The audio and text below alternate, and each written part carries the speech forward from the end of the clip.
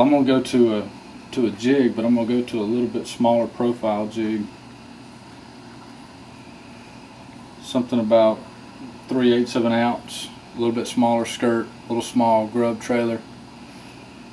The fish in this area that I'm going to check tomorrow, I feel pretty sure they're feeding on brim. And although just when you look at it, that jig doesn't look a whole lot like a brim when it falls through the water. It has that profile to it. A lot of times that's all you're trying to mimic, is that profile on the initial fall. I'm going to a lighter weight for a little bit slower fall because the water is pretty shallow.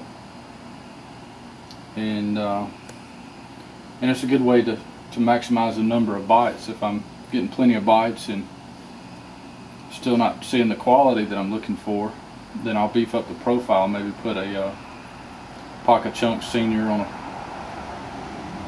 full jig with a full-size skirt and just kind of upsize a little bit. But I'm going to start with this smaller profile jig to try to get a few bites.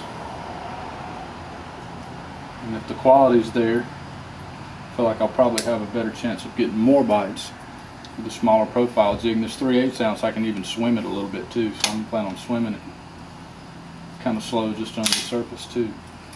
Are you using a specific rod and reel setup to do that? Yeah, well, this is my flipping stick, and just a Shimano Corrado reel. I flip and pitch with a left-handed reel, so I can stay in contact with the bait, and I don't get caught switching hands. A lot of times the strike comes on the initial fall, so I'm able to keep the rod in my hand the whole time.